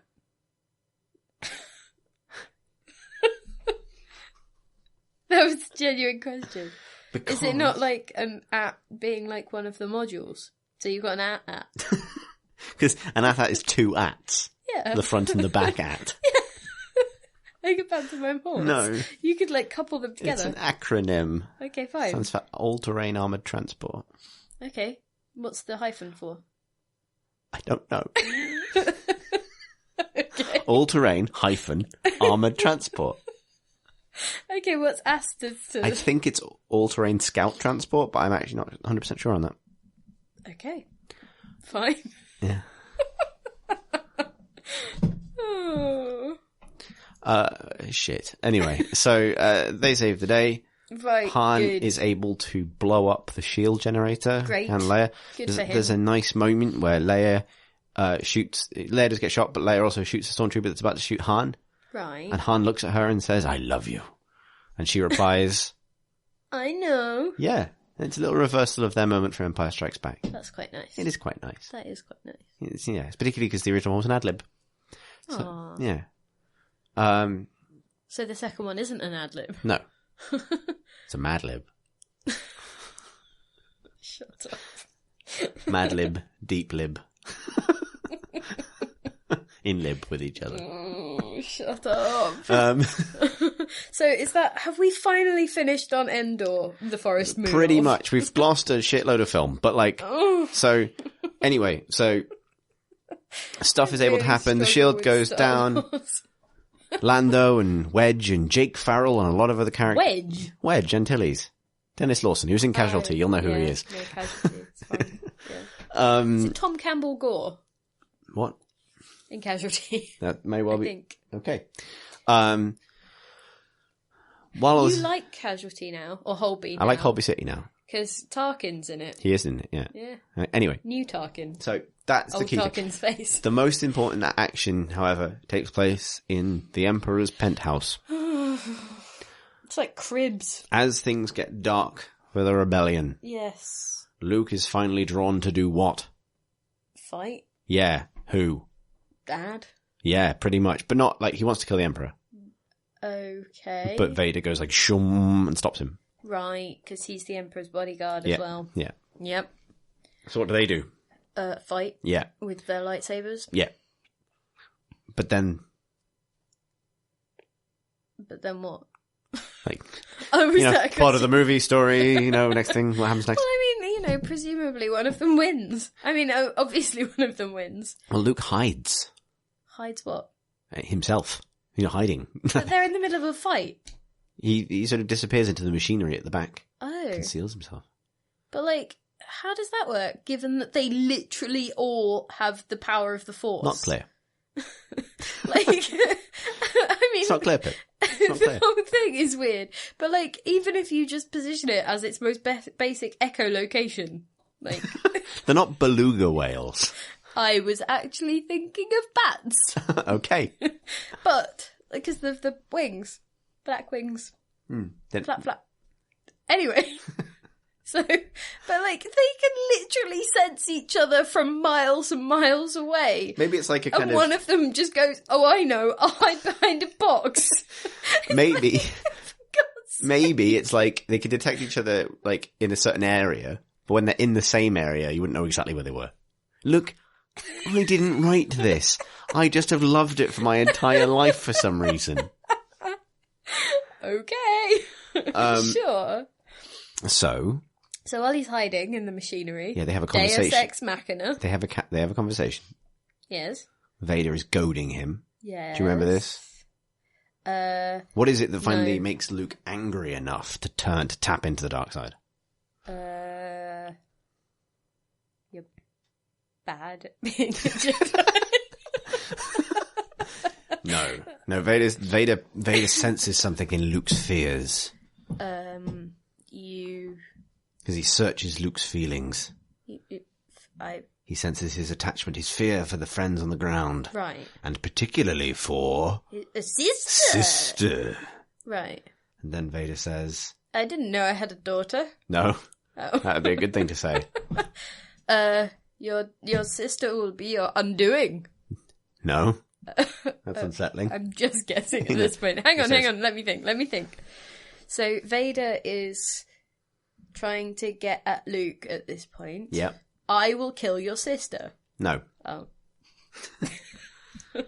He says, "If you will not join me, perhaps she will." Why would she? He's blown up her entire planet.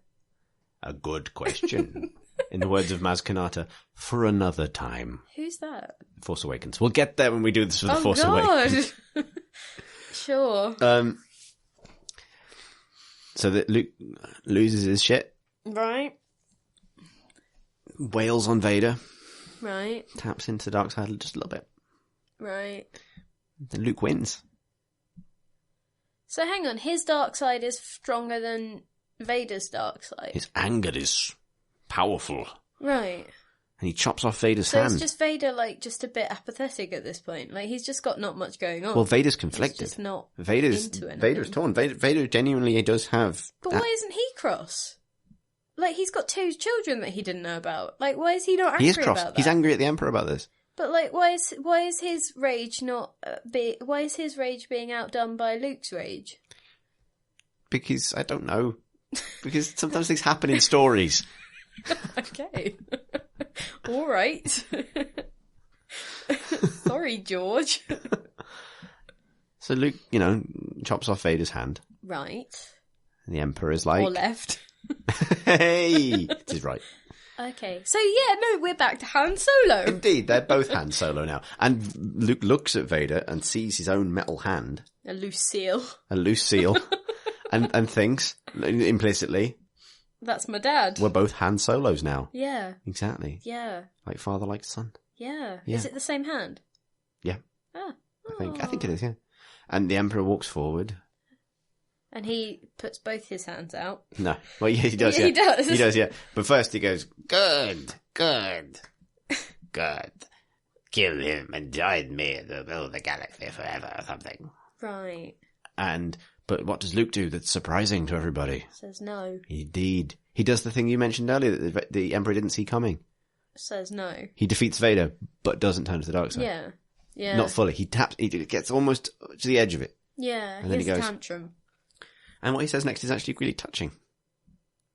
My dad's still in there. What? Pretty much. Yeah, you're not miles off. He just doesn't say that. My dad's in there. I don't have a natural gift for script writing, I'll tell you that much. He says, I'm a Jedi like my father. Right, He okay. reclaims his father's legacy. But his dad Stirring. is a Jedi. We No, all his- knew that. His dad's a Sith now. But they are still Jedis. Well, not according to the kind of the rhetoric of this, which is that Vader destroyed Anakin Skywalker. But he didn't. He is Anakin Skywalker. Yes, but that's not what they say to themselves to make themselves feel good. But that's what don't buy into Obi-Wan's nonsense. Obi-Wan's nonsense is the cornerstone of this series. But Anakin and Vader are still the same person. They're both terrible at forward planning. They're both the same actual body. That's true. The Emperor wasn't able to ultimately convince Anakin that he was wholly Vader now and had no hope of becoming Anakin again. But, why was he called Vader then? What does that mean? Well, it's his Darth title. But, what does that... When Sith become Sith, they get given these titles, like Darth something. Darth Sidious. Darth Sidious, for example, as a sign, Darth Maul, as a sign that they have lost their prior identity. Yeah. And are now wholly these Sith. That's what happens with monks and nuns. A little bit, yeah. Right. Yeah, basically. And so you But can't... that doesn't mean that, you forget everything that's happened before. No, but you're supposed to deny the humanity you used to have. To do so is to break with that faith, to some extent. But he was still a Jedi. In a He historic... went to Jedi school. Thankfully, there's no time for this conversation to happen during the bridge and that stuff. He graduated from Jedi Academy. Yes, but it's about what aspects of his legacy are preserved. I don't know. Who cares at this point? It's just nice that Luke says that and not But his dad's still alive. that his dad is a Jedi, Right. not just this monster. But his dad tried to kill him. Yeah, and Luke is showing remarkable restraint But for a man who just chopped his dad's hand off. But Vader hasn't exhibited anything that has implied that he is a good person still. He does hesitate when he's fighting Luke. But, that could be anything. He could have been adjusting his shoes or something. Just because you hesitate, that doesn't mean that you're having a moral quandary. It's an act of faith. And that faith is about to be rewarded because the Emperor then, establishes that... He does finger lightning. He does finger lightning because if you will not join me, then young Skywalker, Is you that will why he die. doesn't have a lightsaber? He does have a lightsaber, but only in the awful forms we don't talk about. So yes, pretty much. He's so powerful in the Force, he doesn't need it. He just fucking electrocutes people to death. Right. So he starts to electrocute Luke. Right. And suddenly, who has to make a choice? Vader. Vader does. He's the only one there. Because he's the third wheel. Yeah. And what does Vader choose? He chooses Luke. He does. He chooses the Emperor, but, for the death killing. He picks the Emperor up. Does he? Yeah. I do not. He hoists him over his head. I do not remember any of this. The Emperor's lightning goes into Vader instead of Luke. Interesting. And he tosses the Emperor into the reactor shaft. Is that why he looks like a potato? Who? The Emperor? No, Vader. I don't know Take at what his point. hat off. He does take his hat off in a minute. And he looks very different to how I was expecting him to look. Yes, because he's... No, it's because it's not like they thought they were going to make prequels with Hayden Christensen when they made this. Yeah. But, also he just doesn't look like Vader, you know? They've been criticised for what it eventually looks like when it's Sebastian Shaw underneath the... But, because Vader seems to be, he has the bearing of a svelte man. Not meaning to throw shade on... Sebastian Shaw. Yeah, but, he's quite, I don't know how to say this without sounding like I'm body-shaming Vader. But, his bearing is of a kind of an athletic person who wouldn't be that jowly and stuff. You know, like, even if he's sort of, you know, he's quite active, even regardless of limb status, you know? Yeah, I mean, who knows how much exercise he's really getting, given he has an entire robot body. Maybe, but I mean... I know what you mean. It's not always gelled for me either, and they've created more problems by casting an actor who's much, much younger as Anakin, really. So, But was he the one that was playing Vader all along, then? What do you mean? The guy when he takes his hat off? No, so the person inside the suit for the most of the films is David Prowse. So why isn't he Vader? They just wanted a particular look, I think. Also, they wanted a particular actor for when the mask comes off and he actually speaks without dubbing, because the rest of the time it's James Earl Jones dubbing David Prowse, who's walking around in the suit. This is why we had that conversation in the pub about whether he was a murderer, whether he killed Martin Luther King Jr. What? Because I got him confused with James Earl Ray. Oh, okay, yes. I think. Yes, that's, yeah. Yeah, that's a separate silly conversation we've had about Star Wars. So yeah, Lando and Wedge and that lot, they've blown up the Death Star, it's blowing up. Luke drags Vader out onto gantry. Vader takes his hat off, or says, "Take my hat off, so I can look on your face." Sure. And then Vader dies. Great. I mean, not great, but oh god. Vader's last words are quite sweet. Love you, son. Bye. No, like, I don't know, what would be poignant to hear from your dad who didn't know you existed? Like, use the Force. That's probably it. Nope. I enjoyed this. Nice to meet you. Hang on. I was a Jedi after all. Nope. Oh. Fuck's sake, this is really difficult. Tell your sister you are right about me. You were right. Hang on. That's really... Isn't that quite uppity? Or up himself, rather. Like, yeah, it is, like... I actually was brilliant. Tell Goodbye. Leia I'm great. See you. It's like, that's not touching. That's really self-aggrandizing. I love that this series started off as you trying to remember A New Hope, and it's ended as just ruin everything I like about Star Wars. Bit by bit, brick by brick, until all we have is ashes. Speaking of ashes. Sorry. Luke escapes the Death Star. Yeah. Okay. Did they blow it up? Yeah. Or did they just dismantle it? They blow it up. Okay. Fly inside it. Blow up from the inside. Okay. Well, that's I sort of skipped over that because it's space bottle stuff. Space bottle. Space bottle. There's a space bottle. Then on the ground, we've only got a few minutes left of this, Pip, so we can get there. Oh god, there's that awful party. There's a party. Yeah. Ewoks have a party. Yeah. Well, everyone has a party though, don't they? And only then all the ghosts turn up and it's like, oh, for God's sake. Only in the stupid Lucas version. Oh, so the party everywhere is only in the Lucas version. The ghosts do show up at the end. But that's the only version I've ever seen, The creepy Hayden Christensen ghost is only in the so there's 4 people that play Vader at that point in that film. Yeah. For God's sake. Yep. Four different people play Vader in the film. And then they go to, like, that idiot's house. You know, Misa no blue. Yeah, there's a bit in the boo where we all are free! Yeah, or whatever. fuck off. Not you, them. Oh. And then it ends, and then... That's close enough, yeah. And that's the end of Star Wars, the original trilogy. God, that was painful. It was, and that took almost twice as long as every previous movie took it. Oh my god. That's fine. How long did it take? Almost 2 hours. God, I'm so sorry. It's okay. I wish my brain worked. So, just for the benefit, when did you last see Return of the Jedi? Pip? Yesterday. But, no, in my defence, we properly watched it about 3 weeks ago, right? You fell asleep. And I fell asleep immediately after Jabba's Palace because why the hell would I watch any more than that? But you did watch it yesterday. And so I had it on my second screen while I did other things because I figured I should probably like not spend 2/3 of this just guessing things. And yet.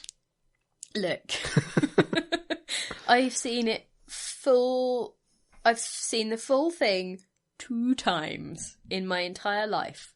One of them was yesterday-ish. And shut up. And the other one was about a year ago. Okay. Right? That's fine. This is not a trial. And I remembered pretty much all of the jabber bits, Yeah. which is essentially all you need for a good film. You've made that case. Thank you. Okay. Well, So, a success. yeah, sure. Why not? Followed by an hour and a half of other things. Yeah.